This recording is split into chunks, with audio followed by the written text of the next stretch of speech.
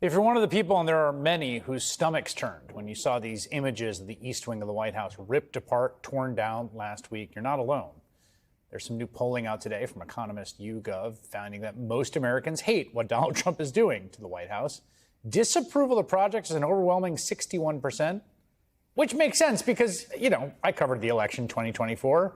This was not a campaign issue people voted on. No one voted for the president to just tear down half the White House and put up some big monstrosity funded by corporate donors.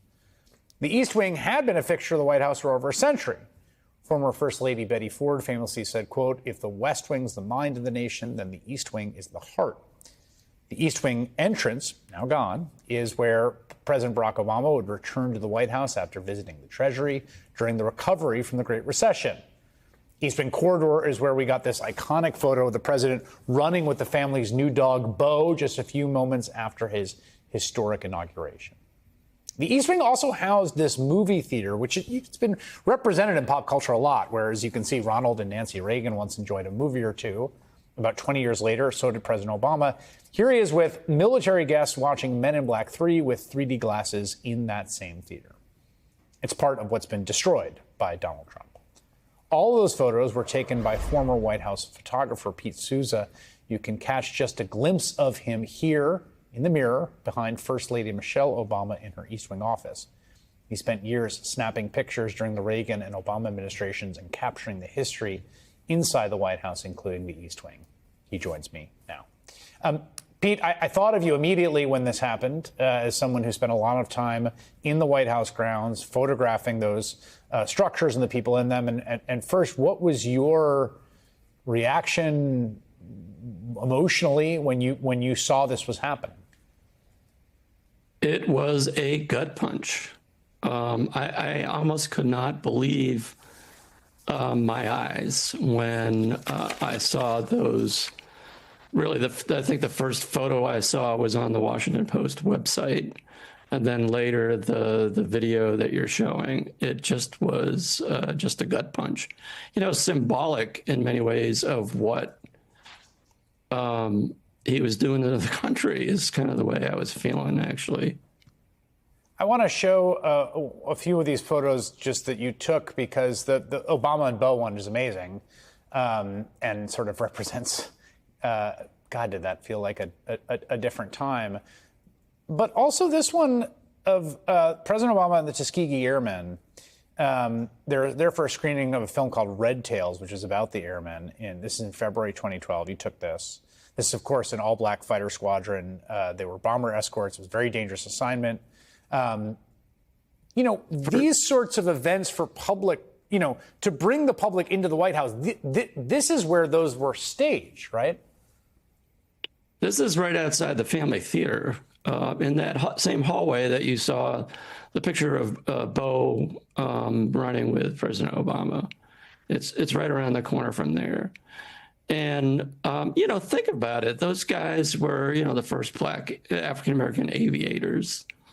And to have the chance to meet the first black president and have the film that was done on them being screened at the White House, just can't imagine the joy that must have been going through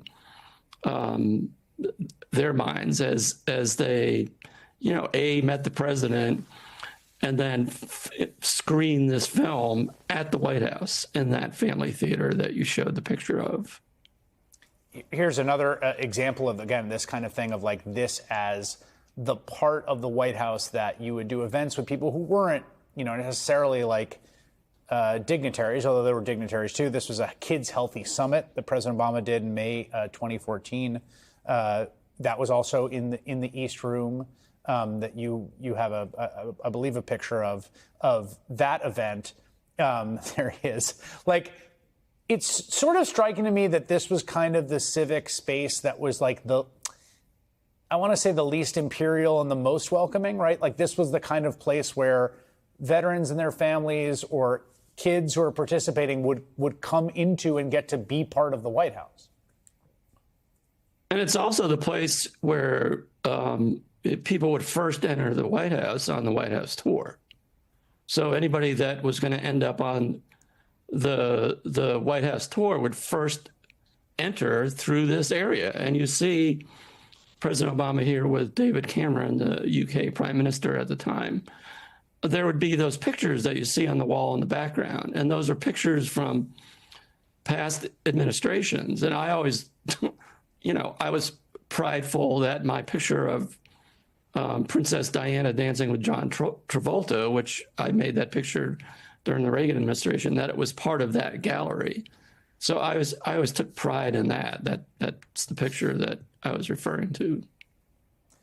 One of the points that you've made, which I think is an important point, is that there has been this kind of like casual lie thrown aside by the president that, oh, everyone's always wanted there to be a ballroom. There's not enough ballroom. There's not space. Now, again, I'm not an event planner at the White House.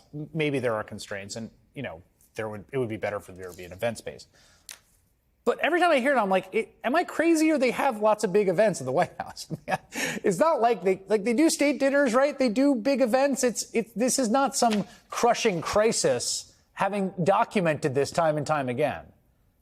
Yeah, look at this. This is the governor's ball in the East Room. So all 50 governors and their wives were able to fit into the East Room. And behind me, as I'm making this picture, is the band Earth, Wind, and Fire. So there was a whole stage set up as well. The East Room is a big, big room. You could make the argument that we need, maybe there's a ballroom that's necessary. Let me tell you, a 90,000 square foot ballroom that seats 1,000 people is not necessary. This is a state dinner in the East Room.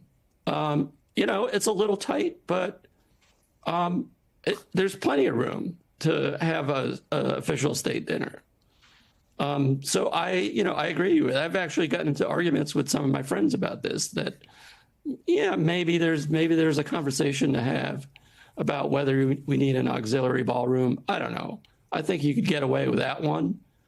Some people think there should be one. There's no necessity to have a 90,000 square foot ballroom. I mean, the White House itself is only 55,000 square feet. And this was a state dinner that we had for Angela Merkel in the Rose Garden. Before there was cement on the Rose Garden floor, there's a way to do a temporary floor, which was done for the state dinner. Yeah, there's nothing, I guess, grand enough for the sort of vision of a sort of kingly palace that the current president has, but still looks quite nice. Still looks like you could do a lot of wonderful stuff there. Pete Souza, who has spent a lot of time in those halls and whose pictures are now the record we have of a space that no longer exists on this earth. Pete, thanks so much.